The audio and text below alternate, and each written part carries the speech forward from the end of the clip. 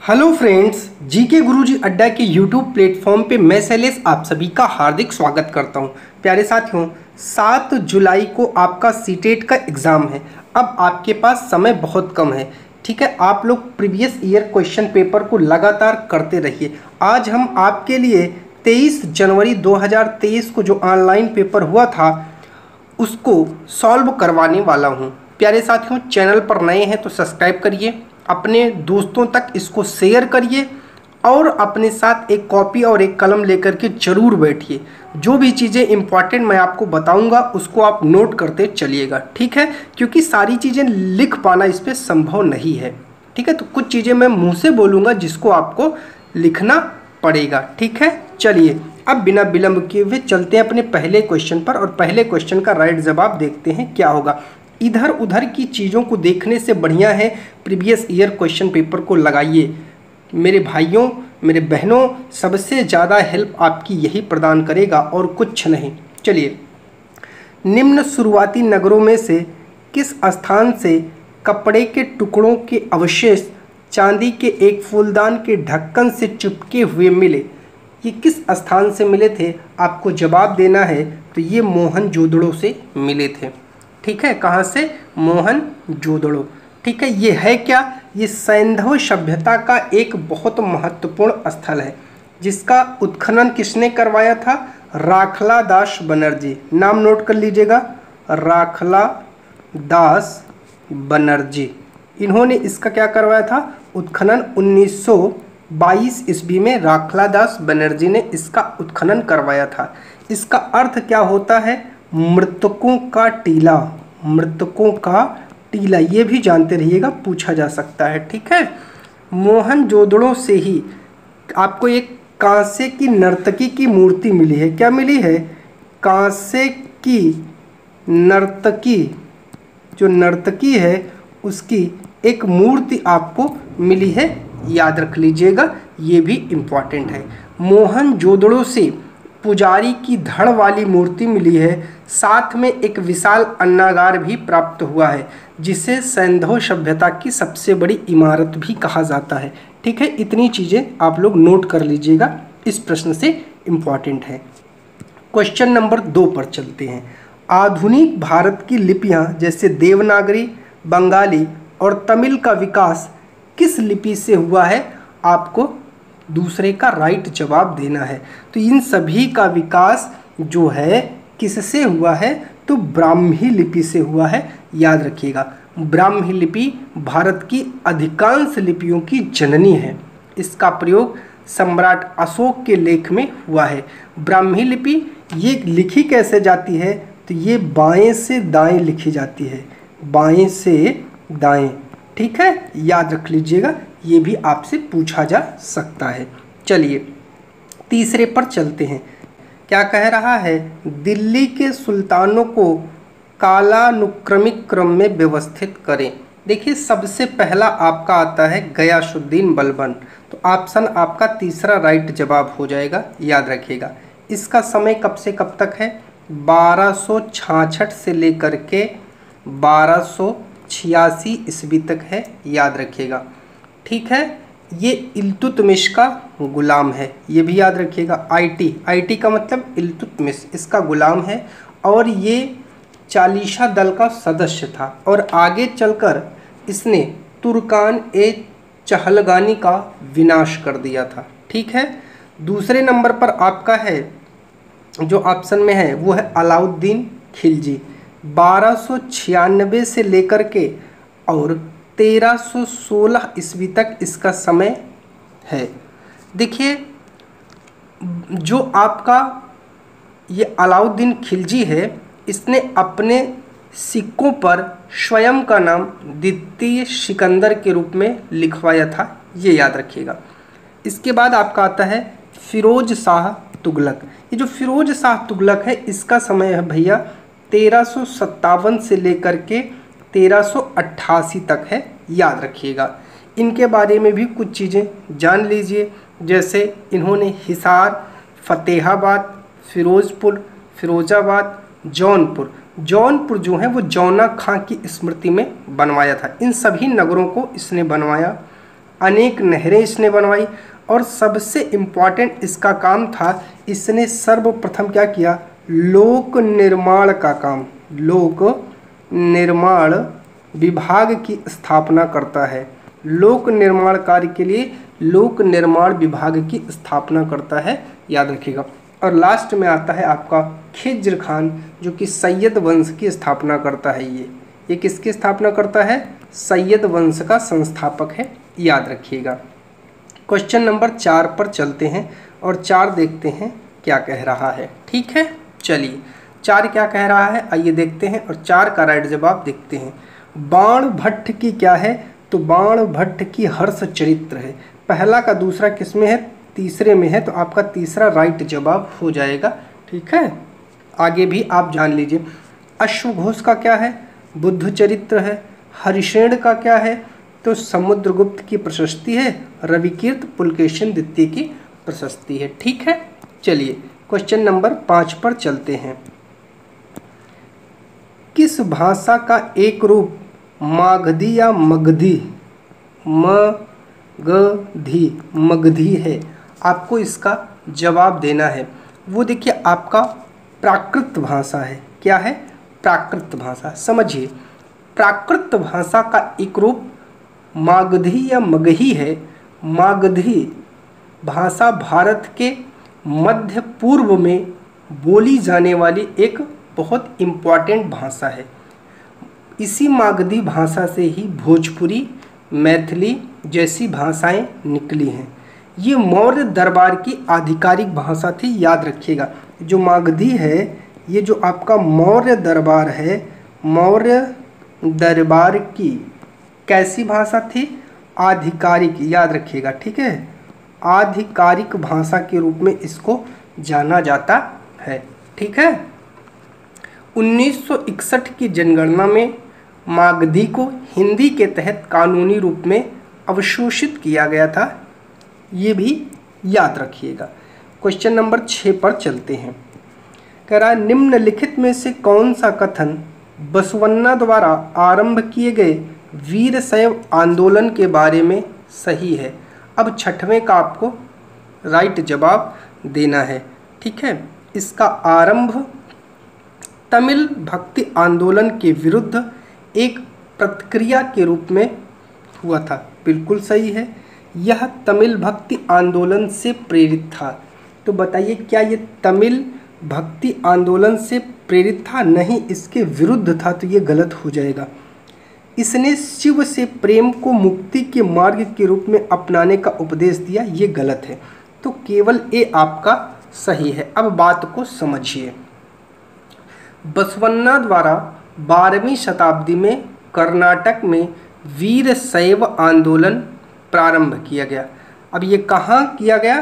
कर्नाटक में, ये भी जानते रहिएगा। ठीक है, नहीं तो आप कंफ्यूज हो जाए। बसवन्ना कलाचूरी राजा के दरबार में एक मंत्री था। इनके अनुयायी ही वीरशैव व लिंगायत कहलाए।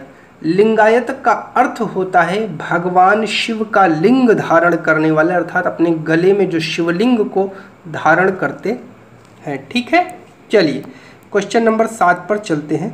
यूरोप में ओड के उत्पादकों ने किस भारतीय फसल को उसके प्रतिस्पर्धी के रूप में देखा? वो थी नील। अब समझिए, ओड कहाँ उगता है? ये उगता है शीतोष्ण क्षेत्र में। कहाँ? शीतोष्ण क्षेत्र में। और नील कहाँ उगती है? तो नील चाहिए इसको उष्ण कटिबंध क्षेत्र। कैसा चाहिए? उष्ण कटिबंधीय क्षेत्र इसको चाहिए। ठीक है, और आपको बताता हूँ ओड कहाँ कहाँ उगता है। तो ये उत्तरी इटली में उगता है। ठीक है, और कहाँ उगता है? दक्षिणी फ्रांस में ये उगता है। और कहाँ? जर्मनी में ये उगता है, और जर्मनी के साथ ब्रिटेन में ये उगता है। ठीक है, नील के साथ जब इसकी प्रतिस्पर्धा हुई ओड की, तो यूरोप के जो ओड उत्पादक हैं वो बहुत परेशान हो गए। अपनी सरकार पर उन्होंने दबाव डाला कि अब वो जो है नील के आयात पर पाबंदी लगा दें। मगर जब कपड़े को रंग नील का जो कलर देता था वो ओड का कलर नहीं आ पाता था, क्योंकि जो आपका नील होता था वो चमकदार नीला रंग देता था, जबकि ओड जो था वो बहुत बेजान और फीका रंग देता था। ठीक है। इटली, फ्रांस, ब्रिटेन के जो बड़े बड़े कपड़ा उत्पादक थे वो अपने कपड़े की रंगाई के लिए भारतीय नील का उपयोग बहुत ज़बरदस्त मात्रा में करते थे। चलिए क्वेश्चन नंबर 8 पर चलते हैं और 8 का राइट जवाब देखते हैं क्या होगा। ठीक है, चलिए अब आपको 8 का राइट जो है 8वें नंबर का जवाब देना है। ए और बी पर विचार करें और सही विकल्प का चयन करें। ठीक है। डैनियलों की चित्रकारी में ब्रिटिश शासन द्वारा भारत लाई जा रही आधुनिक सभ्यता के चित्रण पर जोर है। ठीक है। डैनियलों ने अपने सुरम्य परिदृश्य चित्रकारी में भारत की पारंपरिक जीवन को पूर्व आधुनिक, निरंतर तथा गतिहीन प्रस्तुत किया है। ठीक है, आपका तीसरा राइट जवाब हो जाएगा। ठीक है, तो ये आपका दोनों का दोनों सही हो जाएगा। क्वेश्चन नंबर 9, पश्चिमी शिक्षा के बारे में महात्मा गांधी के विचार के संदर्भ में ए और बी को पढ़ना है और सही जवाब आपको देना है। ठीक है, चलिए गांधी भारत में पश्चिमी शिक्षा के विरुद्ध थे, बिल्कुल सही है। वह सोचते थे कि औपनिवेशिक शिक्षा ने भारतीयों के मस्तिष्क में हीनता का बोध पैदा कर दिया, ये भी सही है और ये इसकी सही व्याख्या करता है, इसलिए आपका तीसरा राइट जवाब हो जाएगा। ठीक है, चलिए अब चलते हैं। देखिए महात्मा गांधी की एक बहुत जो है मान्यता फेमस है और उनकी एक दृढ़ मान्यता स्वयं के लिए भी थी और अन्य लोगों को भी उन्होंने यही सुझाव दिया कि शिक्षा केवल भारतीय भाषाओं में दी जानी चाहिए। उनके मुताबिक अंग्रेजी में दी जा रही शिक्षा भारतीय शिक्षण पद्धति को अपाहिज बना रही है। ठीक है ना, याद रखिएगा, ऐसा गांधी जी का मानना था। चलते हैं क्वेश्चन नंबर 10 पर। अंग्रेजों द्वारा 1905 में बंगाल विभाजन का मुख्य कारण क्या था? मुख्य कारण बताना है। देखिए कारण तो अब यहाँ देखिए बंगाल उस समय एक बहुत बड़ा प्रांत था, ये सही है, इसमें कोई दो राय नहीं है। लेकिन अब देखिए और भी कोई ऑप्शन सही हो सकता है। बंगाल के लोग जो थे वो ये मांग कर रहे थे, तो ये गलत है। प्रशासनिक सुविधा के लिए अब ये भी कहते हैं, कौन? अंग्रेज कहते थे कि हम प्रशासनिक सुविधा के लिए बंगाल को बांट रहे हैं, जबकि ये गलत है। अब देखिए बंगाल के राष्ट्रवादियों के प्रभाव को कम करना और बंगाल के लोगों को विभाजित करने के लिए, तो इससे भी बढ़िया आंसर आपका चौथा है कि जो वहाँ राष्ट्रवादी गतिविधियाँ चल रही हैं उसके प्रभाव को कम कर दिया जाए और बंगाल के लोगों को बांट दिया जाए। और बंगाल को दो भागों में बांट दिया गया, ईस्ट बंगाल और वेस्ट बंगाल। ठीक है, चलिए अब मैं आपको थोड़ी सी जानकारी और बता देता हूँ, याद रख लीजिएगा। ठीक है, इससे संबंधित। चलिए देखिए 1905 में आपके 1905 में ही लॉर्ड कर्जन ने बंगाल को दो भागों में विभाजित कर दिया। और जो बंगाल का विभाजन है वो लागू कब होता है? तो जो विभाजन है वो लागू कब होता है, डेट याद रखिएगा, आपसे पूछी जा सकती है। 16 अक्टूबर 1905 को ये विभाजन आपका प्रभावी हो गया, लागू हो गया। ठीक है, चलिए और जो आपका पूर्वी बंगाल है, जो ये आपका पूर्वी बंगाल है, यही आज का क्या है? यही आज का बांग्लादेश बनता है। ठीक है, चलिए अब चलते, पहले पूर्वी पाकिस्तान बनता है फिर वहाँ से बांग्लादेश बन जाता है। क्वेश्चन नंबर 11 पर कह रहा है निम्नलिखित कथनों पर विचार करें और सही विकल्प का चयन करें। चलिए 11 को पढ़िए और राइट जवाब दीजिए क्या होगा। ठीक है, चलिए कांग्रेस के मध्यम मार्गी धड़े ने ब्रिटिश शासन के अधीन सरकार और शासन में भारतीयों को और ज़्यादा प्रतिनिधित्व दिए जाने की मांग उठाई। ठीक है, मध्यम वर्गीयों को ये लगता था कि अंग्रेज स्वतंत्रता व न्याय के आदर्शों का सम्मान करते थे। तो ये भी ठीक है आपका, ठीक है। तो ए और आर दोनों सही है और आर ए की आपकी व्याख्या भी करता है, इसलिए चौथा आपका राइट जवाब हो जाएगा, ठीक है। चलिए अब चलते हैं अपने अगले क्वेश्चन पर। अगला क्वेश्चन क्या कह रहा है? क्वेश्चन नंबर 12, निम्नलिखित कथन ए और बी को पढ़ना है और सही उत्तर का आपको जवाब देना है, ठीक है। चलिए, 1971 में पाकिस्तान का विभाजन हुआ और बंगाल, जो आपका बांग्लादेश है, ठीक है, वही जो बंगाल बटा था, पूर्वी पाकिस्तान बना, फिर आगे बांग्लादेश बना, तो बांग्लादेश अस्तित्व में आया, ठीक है। तो क्या ये सही है? तो भैया ये बिल्कुल सही है, ठीक है। विभाजन का एक मुख्य कारण यह था कि पूर्व के बंगला बोलने वाले लोगों को यह लगा कि उनके भाषा और पहचान को कुचला जा रहा है, बिल्कुल सही है। और ये इसकी व्याख्या करता है, इसलिए चौथा आपका राइट जवाब हो जाएगा, ठीक है। इसमें कोई आपको समस्या नहीं होनी चाहिए। चलिए अगले क्वेश्चन पर चलते हैं। क्वेश्चन नंबर 13, श्री नारायण गुरु ने जाति समानता आंदोलन की शुरुआत की थी, आपको बताना है कहाँ से की थी, आपको बताना है, ठीक है। चलिए जल्दी से आप लोग अगर इसका आंसर जानते हैं तो कमेंट करने का प्रयास करिए। तो आंदोलन की जो शुरुआत की थी, एक परमेश्वर के विचार को बढ़ावा देने के लिए। किस लिए? एक परमेश्वर के विचार को बढ़ावा देने के लिए। इनका एक बहुत फेमस कथन है, मानवता की एक जाति, एक धर्म, एक ईश्वर, ठीक है। चलिए क्वेश्चन नंबर 14 पर चलते हैं। वीरेशलिंगम पुंतलु एक सुधारक थे, आपको बताना है जो वीरेशलिंगम पुंतलु हैं वो कैसे हैं। तो ये देखिए, इसका जो जवाब होगा आपका, वो बम्बई प्रेसिडेंसी से नहीं आते थे, वो मद्रास प्रेसिडेंसी से आते थे। मद्रास प्रेसिडेंसी के तेलुगु भाषी इलाके से आते थे। इन्होंने विधवा विवाह के लिए अभियान चलाया था, ठीक है।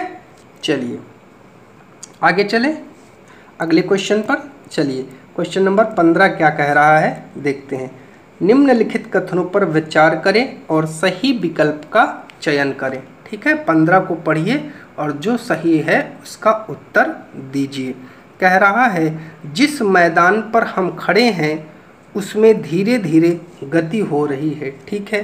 पृथ्वी के अंदर होने वाली इस लगातार गति के लिए आंतरिक व बाह्य प्रक्रियाएं उत्तरदायी हैं, ठीक है। ये इसकी व्याख्या कर रहा है। तो आपका जो है पहला राइट जवाब हो जाएगा, ठीक है। चलिए अब चलते हैं अपने अगले क्वेश्चन पर, क्वेश्चन नंबर 16 पर। 16 क्या कह रहा है? 16 मैचिंग का है, आइए देखते हैं इसका राइट जवाब क्या होगा, ठीक है। विषुवत रेखा आपकी कांगो गणराज्य से हो जाएगा, कर्क रेखा आपकी भारत से हो जाएगी, मकर रेखा चिली से हो जाएगी। तो आपका राइट जवाब क्या हो जाएगा? डी वाला हो जाएगा, याद रखिएगा, ठीक है। चलिए क्वेश्चन नंबर 17 पर चलते हैं और 17 का राइट जवाब देखते हैं क्या होगा, ठीक है। चलिए, पृथ्वी के मध्य जो है, पृथ्वी है जो मध्य में थोड़ी चपटी और ध्रुवों पर उभरी है, तो ये गलत है। पृथ्वी ध्रुवों पर थोड़ी चपटी और मध्य में उभरी है, बी आपका सही है। तो ए गलत और बी सही, आपका चौथा राइट जवाब हो जाएगा, ठीक है। चलिए अगले क्वेश्चन पर चलते हैं, क्वेश्चन नंबर 18 पर, और देखते हैं 18 का राइट जवाब क्या होगा, ठीक है। चलिए कह रहा है, जब ग्रीनविच पर 6:30 पूर्वाह्न बजे होंगे तब 11:30 पूर्वाह्न किस देशांतर पर बजे होंगे, ये आपको राइट जवाब देना है। तो बताइए भैया वो किस पर बजे होंगे। देखिए वो बजे होंगे आपके 75 डिग्री पूर्व। कहाँ? 75 डिग्री पूर्व, ठीक है। इसका ये राइट जवाब हो जाएगा, ठीक है। चलिए अब चलते हैं अपने अगले क्वेश्चन पर। क्वेश्चन नंबर 19 क्या कह रहा है, निम्न में से कौन सा अन्य से भिन्न है? आपको इसका राइट जवाब देना है। ठीक है, चलिए बताइए कौन सा भिन्न है। तो भिन्न है आपका प्रियरी। अब मैं आपको बताता हूँ कैसे। ठीक है, चलिए समझिए हम जो बताना चाह रहे हैं। उत्तर अमेरिका के घास स्थल को प्रियरी कहते हैं। ये कहाँ है? उत्तर अमेरिका में। ठीक है, ये जानिए, पहले इसको जान लीजिए। प्रियरी शब्द की उत्पत्ति कैसे हुई है? तो ये लैटिन भाषा के शब्द, एक लैटिन भाषा का शब्द है प्रिएटा। इसी प्रिएटा से इसकी उत्पत्ति हुई है और जिसका अर्थ होता है शाइल। क्या होता है? शाइल। देखिए, जो आपका सवाना है, जो आपका कंपोस है, जो आपका लानोश है, ये उष्ण कटिबंधीय घास के उदाहरण हैं। ये किसके उदाहरण हैं? उष्ण कटिबंधीय ये घास के उदाहरण है, जबकि प्रियरी इनसे अलग है। जो प्रियरी घास स्थल है वो समतल, मंद ढलान या पहाड़ी वाले प्रदेश में पाया जाता है, जहाँ पेड़ कम, घास अधिक होती है। वास्तव में यह घास का बहुत विशाल क्षेत्र है और अधिकांश भागों में जो प्रियरी है वो वृक्ष रहित है, परंतु निचले मैदानों के निकट नदी घाटियों के साथ साथ यहाँ कुछ वन की मात्रा भी पाई जाती है। तो इसलिए आपका इन तीनों से ये अलग है। ठीक है, चलिए चलते हैं क्वेश्चन नंबर 20 पर। 20 क्या कह रहा है, मरुस्थलों के बारे में निम्न कथनों पर विचार कीजिए और सही विकल्प का चुनाव कीजिए। चलिए 20 का राइट जवाब आप लोग दीजिए, क्या होगा भैया? ठीक है, चलिए कमेंट करके बताइएगा।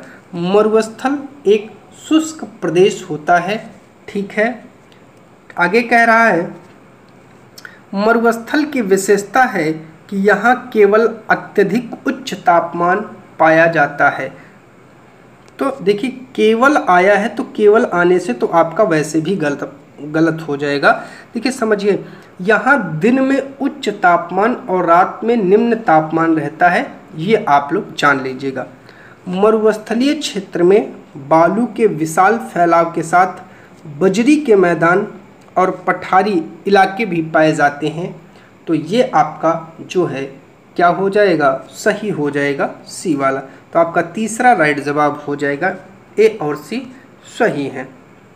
मेरी बात को समझिए थोड़ा सा। ठीक है, चलिए मरुस्थल क्या है अगर जानना हो तो मैं बता देता हूँ। जहाँ पीने के लिए जल ना हो, मवेशियों के चरने के लिए घास ना हो, उसी स्थान को मरुस्थल कहा जाता है। ठीक है, चलिए अब क्वेश्चन नंबर 21 पर चलते हैं। क्या कह रहा है, शैल के बारे में दिए गए कथनों पर विचार करके सही जवाब दीजिए। ठीक है, पृथ्वी की परपटी पर बनने वाले खनिज पदार्थ के किसी भी प्राकृतिक पिंड को शैल कहते हैं। ठीक है, चलिए आगे कह रहा है कि जो आपकी आग्नेय शैल है वो मैग्मा से बनती है। तो देखिए, द्रवित मैग्मा जब ठंडा होकर ठोस हो जाता है तो इस प्रकार आपकी आग्नेय शैल बनती है। तो यहाँ सिर्फ लिखा है मैग्मा से बनती है। ठीक है, तो ठीक है, बिल्कुल सही है, कोई दिक्कत नहीं है। दक्कन पठार ग्रेनाइट से बना है। देखिए ये गलत है। दक्कन का जो पठार है वो ग्रेनाइट से नहीं बना है, वो बेसाल्ट से बना है। किससे बना है? बेसाल्ट से। तो आपका सी गलत हो जाएगा, ए और बी सही हो जाएगा और सी गलत हो जाएगा। देखिए जो शैल है वो शैल 3 प्रकार की हमारे यहाँ होती हैं, आग्नेय, अवसादी और कायांतरित। ठीक है, चलिए क्वेश्चन नंबर 22 पर चलते हैं। कह रहा है आतपन प्रभावित होता है। बताइएगा, आतपन को प्रभावित जो करते हैं उनका ऑप्शन दिया गया है, जो सही है वो बताना है। तो पहला तो ये बादलों के द्वारा होता है, दूसरा अक्षांश के द्वारा होता है, और तीसरा ये जलवाष्प व धूल के कण द्वारा भी होता है। तो याद रख लीजिएगा। तो इसमें आपके क्या हो जाएंगे, इसमें आपके तीनों के तीनों ऑप्शन सही हो जाएंगे। तो ए बी सी आपका राइट जवाब हो जाएगा। ठीक है, आतपन को समझिए। आतपन एक महत्वपूर्ण कारक है जो तापमान के वितरण को प्रभावित करता है। सूर्य से आने वाली वह ऊर्जा जिसे पृथ्वी रोक लेती है आतपन कहलाती है। आतपन की मात्रा भूमध्य रेखा से जब आप ध्रुवों की ओर बढ़ते हैं तो घटती है, इसीलिए तापमान भी उसी प्रकार से घटता हुआ आपको दिखता है। जो तापमान है, तापमान को मापने की जो इकाई है उसे डिग्री सेल्सियस कहते हैं, और जो आपका डिग्री सेल्सियस होता है इसका आविष्कार किसने किया था, एंडर्स सेल्सियस ने किया था। ये भी याद रखिएगा, आपसे मान लीजिए पूछ लेता है। ठीक है, इससे तापमान को मेज़र करते हैं, याद रखिएगा। क्वेश्चन नंबर 23 पर चलते हैं। निम्नलिखित कथनों पर व्यापारिक पवनों के संदर्भ में विचार करके सही उत्तर का चयन करिए और बताइए इसका राइट जवाब क्या होगा। कह रहे हैं व्यापारिक पवने जो व्यापारिक पवन है उनके बारे में अनुमान नहीं लगाया जा सकता, सिर्फ सर्दियों में चलती हैं। गलत है। व्यापारिक पवनें पश्चिम से पूर्व की ओर चलती हैं। तो जो व्यापारिक पवनें हैं वो पश्चिम से पूर्व नहीं चलती हैं, व्यापारिक पवनें पूर्व से पश्चिम की ओर चलती हैं। ठीक है, और इसके बारे में थोड़ा सा जानना है तो मैं आपको बता देता हूँ। देखिए, दक्षिण अक्षांश के क्षेत्रों अर्थात उपोष्ण उच्च वायुदाब कटिबंधों से भूमध्य रेखीय निम्न वायुदाब कटिबंध की ओर दोनों गोलार्धों में वर्ष भर निरंतर प्रवाहित होने वाले पवन को ही व्यापारिक पवन कहते हैं। ये पवन वर्ष भर एक ही दिशा में चलते हैं। नोट कर लीजिएगा, पूछ सकता है कौन सी पवनें हैं वर्ष भर एक ही दिशा में चलती हैं। इन्हें अंग्रेजी में ट्रेड विंड्स भी कहते हैं, जहाँ ट्रेड शब्द जर्मन भाषा से है। ठीक है, जिसका अर्थ होता है पथ या मार्ग। इस कारण यह हवा वर्ष भर एक ही दिशा में बहती है। ठीक है, चलिए क्वेश्चन नंबर 24 पर चलते हैं। दिए गए कथन ए और आर को पढ़िए और सही विकल्प का चयन करके बताइए। कह रहा है इसका राइट जवाब क्या है, गंगा ब्रह्मपुत्र बेसिन के पर्वतीय क्षेत्र में कम लोग रहते हैं। क्या ये सही है? जल्दी से बताइए। बिल्कुल सही है। जनसंख्या के वितरण में पर्यावरण की भूमिका प्रमुख होती है। बिल्कुल सही है, और ये आपकी व्याख्या भी करता है, तो आपका पहला राइट जवाब हो जाएगा।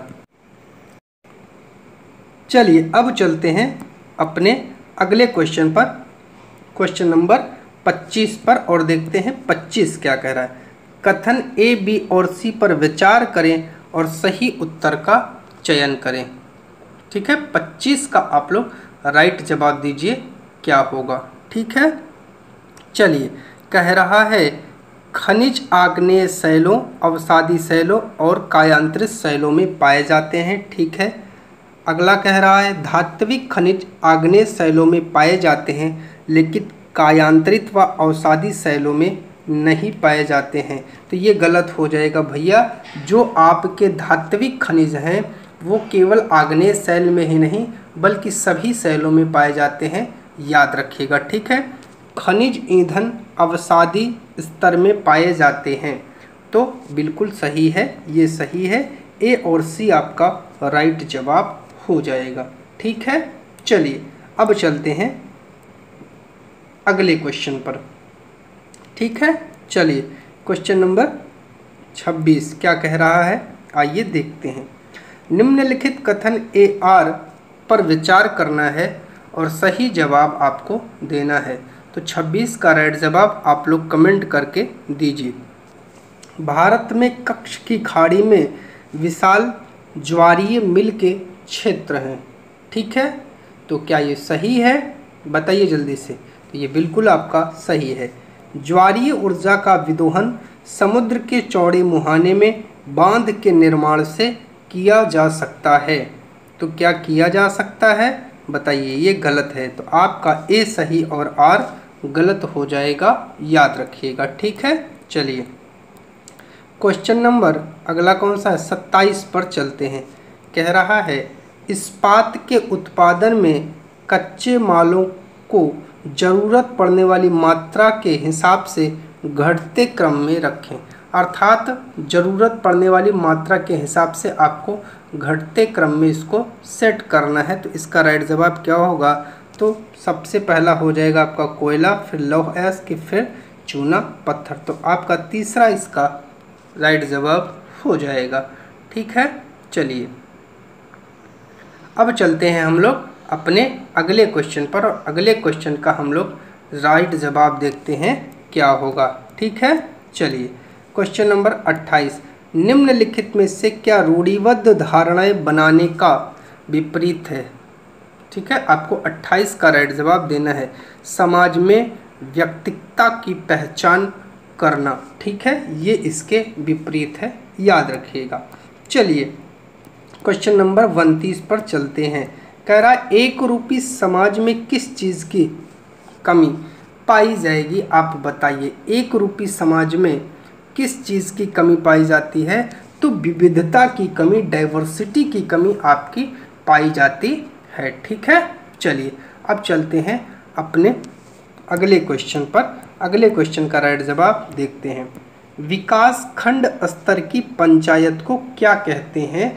तो उस जो आपकी विकास खंड स्तर की पंचायत को जनपद पंचायत कहते हैं। जनपद पंचायत का अर्थ तालुका स्तर पर स्थानीय स्वशासी निकाय से है। जनपद पंचायत संगठन के कार्य जो हैं वो भिन्न भिन्न हैं। यह एक ब्लॉक में पंचायतों को सभी गतिविधियों का समन्वय करता है। यह समिति कई विकास कार्यक्रमों को बढ़ावा देते हैं और अलग अलग राज्यों में इसे अलग अलग नाम से भी जाना जाता है। 31 पर चलते हैं। अमेरिका में महिलाओं को मताधिकार 1920 में मिला। दिए गए कथन के संदर्भ में कौन सा कथन सही नहीं माना जाएगा? आपको 31 का राइट जवाब देना है। क्या होगा? 1920 से पहले तक महिलाओं को पुरुषों के समान माना जाता था। तो ये आपका क्या हो जाएगा? यही राइट जवाब हो जाएगा, ठीक है। चलिए अब चलते हैं अपने अगले क्वेश्चन पर, क्वेश्चन नंबर 32 पर। 32 क्या कह रहा है, आइए देखते हैं। पक्की दुकानों की तुलना में साप्ताहिक बाज़ारों में बहुत सी चीज़ें सस्ती दामों पर मिल जाती हैं। ये क्वेश्चन कई दफ़ा आ चुका है, इस क्वेश्चन को 2-3 बार आ चुका है, अच्छे से इसको प्रैक्टिस करिएगा। साप्ताहिक बाज़ारों में व्यापारियों को कर्मचारी नहीं भर्ती करने पड़ते, ठीक है। साप्ताहिक बाज़ारों में व्यापारियों को कड़ी प्रतियोगिता का सामना करना पड़ता है। तो बताइए, करना पड़ता है? तो भैया बिल्कुल सही है। साप्ताहिक बाज़ारों में जो है उनको कड़ी प्रतियोगिता का सामना करना पड़ता है, जिससे चीज़ें हमें सस्ती मिल जाती हैं। साप्ताहिक बाज़ारों में बेची जाने वाली वस्तुओं की गुणवत्ता बहुत खराब होती है। गलत है, ए और बी आपके सही हैं। चलिए क्वेश्चन नंबर 33 पर चलते हैं। 1990 के दशक में मध्य प्रदेश में तवा मत्स्य संघ द्वारा संचालित संघर्ष निम्नलिखित में से किस अधिकार को सुनिश्चित करने के लिए चलाया गया था? बताइए भैया। तो किसके लिए ये चलाया गया था? तो ये जीविका का अधिकार जो है इसके लिए चलाया गया था। क्वेश्चन नंबर 34 पर चलते हैं। राज्यसभा के अधिकांश सदस्यों का चुनाव किया जाता है। कैसे किया जाता है? राज्य के लोगों द्वारा नहीं, राजनीतिक दलों द्वारा जो बहुमत दल का विरोध करते हैं नहीं, नहीं। विभिन्न क्षेत्रों के निर्वाचित सदस्यों या मंत्रियों द्वारा? नहीं। विभिन्न राज्यों की विधानसभाओं के निर्वाचित सदस्यों के द्वारा? चौथा राइट जवाब हो जाएगा, याद रखिएगा। ठीक है, चलिए चलते हैं अगले क्वेश्चन पर, 35 पर। क्या कह रहा है? प्रतिवर्ष अंतर्राष्ट्रीय महिला दिवस मनाई जाने की तिथि क्या है? तो ये तो सभी को पता होना चाहिए। चलिए जल्दी से कमेंट करिए, मैं जानना चाहता हूँ किसको किसको इसका आंसर पता है। कमेंट मारिए फटाफट। चलिए, तो ये कब मनाया जाता है? 8 मार्च को। ठीक है, चलिए अगले क्वेश्चन पर चलते हैं। Question number 36। कथन ए और आर पर विचार कीजिए और सही जवाब का आपको बताना है। सही जवाब क्या होगा? भारत के संविधान के अनुच्छेद 21 के तहत पानी के अधिकार को जीवन के अधिकार का हिस्सा माना गया है। बिल्कुल सही है। प्रत्येक व्यक्ति की पानी तक सार्वजनिक पहुंच होनी चाहिए, इसकी व्याख्या भी कर रहा है, तो आपका पहला राइट जवाब हो जाएगा। क्वेश्चन नंबर 37 क्या कह रहा है? निम्नलिखित में से कौन सा संवैधानिक प्रावधान राधा को मध्य प्रदेश से दिल्ली आकर काम करने में समर्थ बनाता है? बताइए भैया, इसका राइट जवाब क्या होगा? तो आप लोग इसका जवाब कमेंट करके हमें दीजिए। वो है आपका मौलिक अधिकार, क्योंकि हमारे यहाँ 7 मौलिक अधिकार हैं और जो आपका पहले था, अब वर्तमान में 6 मौलिक अधिकार हैं, क्योंकि 44वां संविधान संशोधन जब होता है तो संपत्ति के अधिकार को हटा दिया जाता है। जो आपका स्वतंत्रता का अधिकार है 19 से 22, ठीक है, ये किस में आता है? ये आता है स्वतंत्रता के अधिकार में, और ये है 19 से 22 तक। तो जो ये स्वतंत्रता का अधिकार है, इसमें क्या क्या है समझिएगा। बोलने और अभिव्यक्ति की स्वतंत्रता का अधिकार, जिसमें पूरे भारत में स्वतंत्र रूप से घूमने, भारत के किसी भी हिस्से में निवास करने, बसने, व्यापार करने का अधिकार देता है। ठीक है, चलिए अब चलते हैं अपने अगले क्वेश्चन पर। क्वेश्चन नंबर 38 पर क्या कह रहा है देखते हैं। उच्चतम न्यायालय द्वारा दिए गए डी.के. बसु दिशा निर्देशित निम्नलिखित में से किसके बारे में है? चलिए बताइए। तो गिरफ्तारी और पूछताछ के दौरान पुलिस द्वारा मानी जाने वाली प्रक्रियाएं, पहला बिल्कुल आपका राइट जवाब हो जाएगा। और डी.के. बसु के द्वारा कुछ महत्वपूर्ण निर्देश दिए गए हैं, समझिए। पुलिस की स्पष्ट पहचान, दोस्तों और रिश्तों को बताया जाए जो रिश्तेदार हैं, कानूनी सहायता, ठीक है, और अन्य मुख्यालयों से संपर्क। ठीक है, चलिए चलते हैं क्वेश्चन नंबर 39 पर। क्या कह रहा है? Gendering caste through a feminist lens की लेखिका कौन है? बताइए 39 का राइट जवाब आप लोग ज़रा कमेंट करके दीजिए। कौन है? मैं जानना चाहता हूँ कौन है। वो है उमा चक्रवर्ती। कौन है? उमा चक्रवर्ती। देखिए आपकी रमाबाई है, इनकी जो पुस्तक है वो है स्त्री धर्म नीति, याद रखिएगा, स्त्री धर्म नीति, ये इनकी पुस्तक है रमाबाई की। अरुंधति राय की पुस्तक क्या है? तो याद रखिएगा, द गॉड ऑफ, ठीक है, the god of small things. क्या? Small things, the god of small things. ठीक है, चलिए अगला चलते हैं अगले क्वेश्चन पर, 40 पर। क्या कह रहा है? सामाजिक हस्याकरण की प्रक्रिया के बारे में कौन सा कथन सही है? आपको राइट जवाब देना है। कई व्यक्ति हस्याकरण का अनुभव कर सकते हैं क्योंकि वे एक अलग भाषा बोलते हैं। ठीक है। हाशियाई समूह शक्तिहीनता और पराजय का एहसास अनुभव करता है। ठीक है। सी क्या कह रहा है? हस्याकरण प्राय राजनीतिक, सामाजिक, आर्थिक दायरे में, ठीक है, किसी एक में ही महसूस किया जा सकता है, किसी एक में नहीं, सभी में महसूस किया जा सकता है। इसलिए ए और बी सही हो जाएगा, सी गलत हो जाएगा। ठीक है। चलिए 41 पर चलते हैं। कह रहा है समावेशी सामाजिक विज्ञान की कक्षा में एक शिक्षक, अब आपको इसका राइट जवाब देना है। एक शिक्षक विश्वास करेगा कि प्रत्येक बच्चे के पास उसके या उसकी शक्ति एवं क्षमताओं के अनुसार सीखने की संभावना है। ठीक है, केवल है तो गलत हो जाएगा।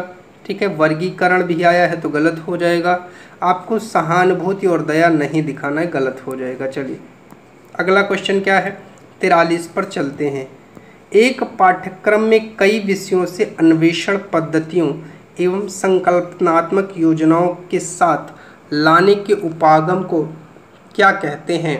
बताइए जल्दी से, इसको क्या कहते हैं? इसका राइट जवाब क्या हो जाएगा? उसे बहुविषयात्मक उपागम कहते हैं। चलिए चलते हैं 43 पर। 43 क्या कह रहा है?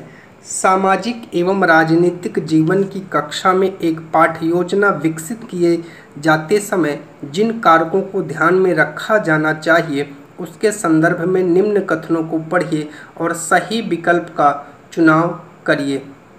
ठीक है, कह रहा है आपको राइट जवाब देना है।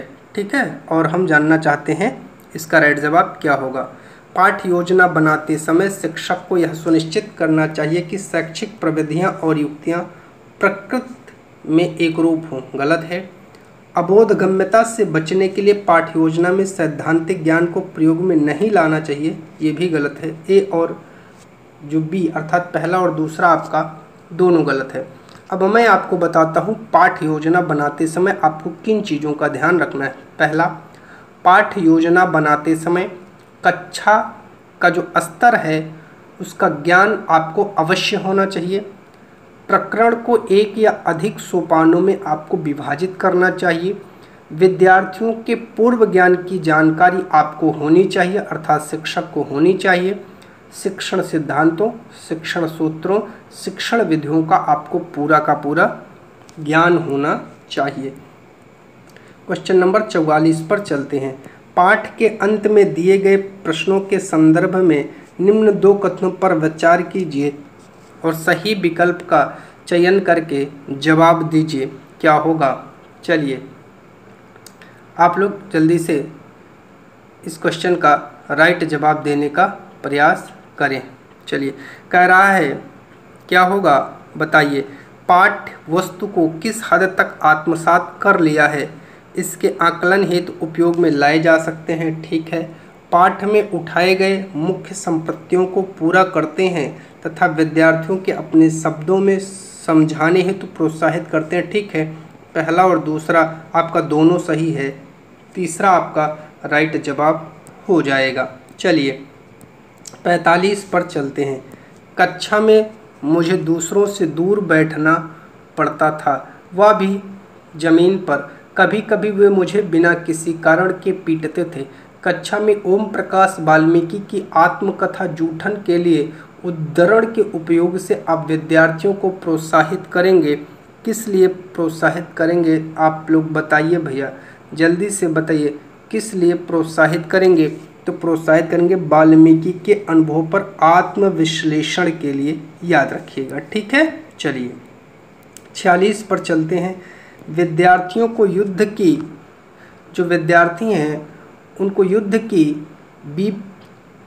जो वीर भत्सा है उसके बारे में कुछ समझ अर्जित करने के लिए एवं शांतिपूर्ण विकल्पों को सुझाने में समर्थ बनाने के लिए एक शिक्षक क्या तृतीय विश्व युद्ध टाला जा सकता है पर 2 सप्ताह के अध्यापन का आयोजन करता है।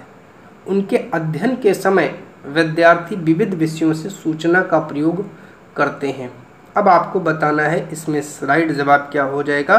तो इसका जो देखिए राइट जवाब होगा वो हो जाएगा आपका समावेशी उपागम।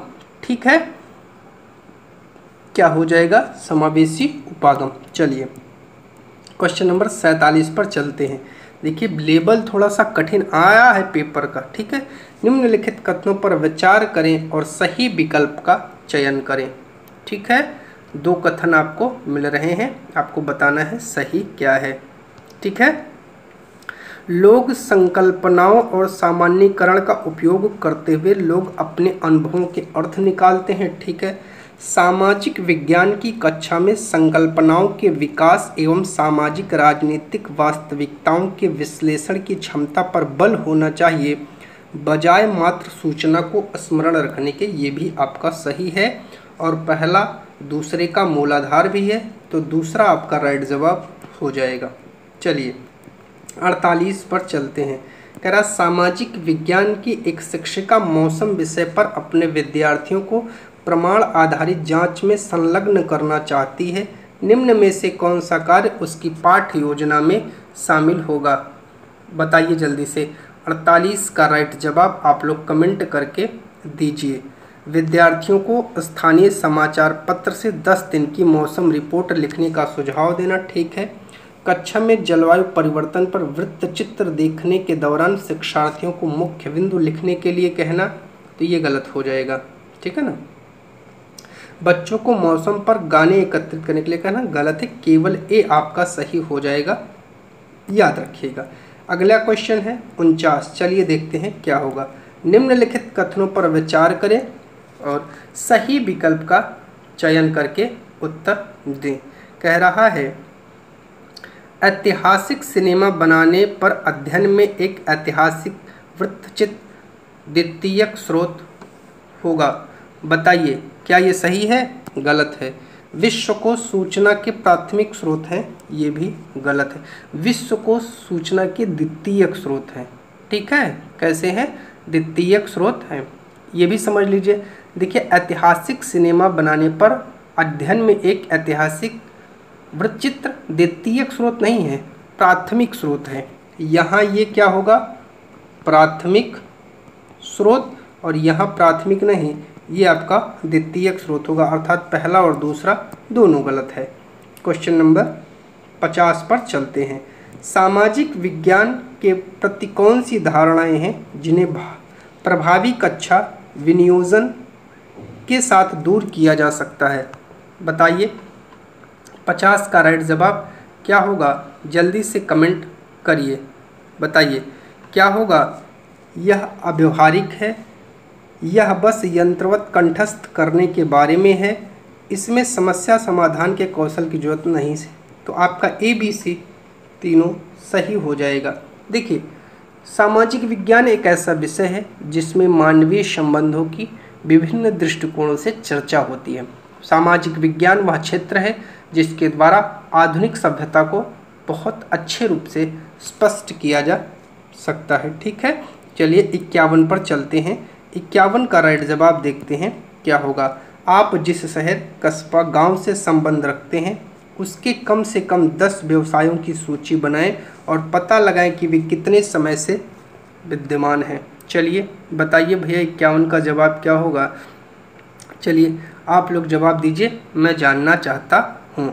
ठीक है, तो आपका क्या हो जाएगा? यह प्रश्न विद्यार्थियों की समझ को आंकने का प्रयास करता है, तो उनकी निरंतरता को आंकने का प्रयास करता है और उनकी विषमता को, जटिलता को नहीं। तो आपका तीसरा राइट जवाब हो जाएगा A और C। ठीक है, चलिए चलते हैं 52 पर और 52 का राइट जवाब देखते हैं क्या होगा। एक शिक्षिका को विद्यार्थियों की एक दूसरे से संबंधित रिपोर्ट बनाने को कहा गया। इसके लिए किस प्रकार की परीक्षा प्रासंगिक होगी? आपको राइट जवाब देना है। ठीक है, जल्दी से बताइए इसका राइट जवाब क्या हो जाएगा? इसका राइट जवाब हो जाएगा भैया मानक संदर्भित आकलन। क्या हो जाएगा? मानक संदर्भित आकलन। ठीक है, चलिए चलते हैं अगले क्वेश्चन पर, क्वेश्चन नंबर 53, और देखते हैं क्या कह रहा है। मिडिल स्तर पर सामाजिक विज्ञान की एक शिक्षिका अपने विद्यार्थियों को हमें वनों की आवश्यकता क्यों है विषय पर परियोजना कार्य करने को कहते हैं।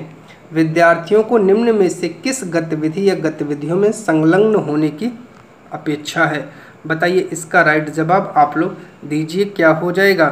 तो लकड़ी से बने विभिन्न उत्पादों के नमूने इकट्ठे करना। ठीक है, भारत में पाए जाने वाले विभिन्न वन क्षेत्रों को मानचित्र पर दर्शाना, विषय से संबंधित चर्चा करना।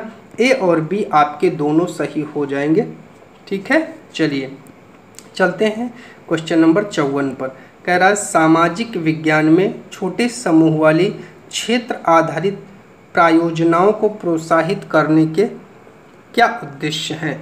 बताइए, इसका क्या उद्देश्य है, बताइए। तो विद्यार्थियों के मध्य एक टीम के रूप में काम करने के कौशल को विकसित करना, ये दूसरा आपका राइट जवाब हो जाएगा।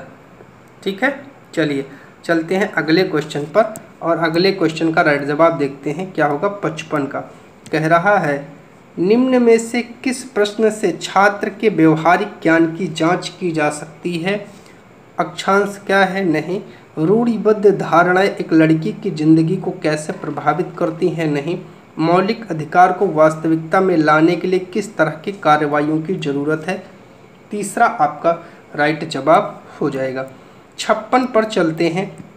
कह रहा है, सामाजिक विज्ञान में विवादास्पद मुद्दों को पढ़ाते हुए शिक्षक को किन बातों का ध्यान रखना चाहिए? बताइए भैया। तो कक्षा में उत्पन्न हुए किसी भी तरह के विवाद को खारिज कर देना गलत है। शिक्षक जब निश्चित हो जाए कि छात्र एक ही तरह के सामाजिक संदर्भों से आते हैं तभी मुद्दे उठाने चाहिए, गलत है, ऐसा नहीं करना है।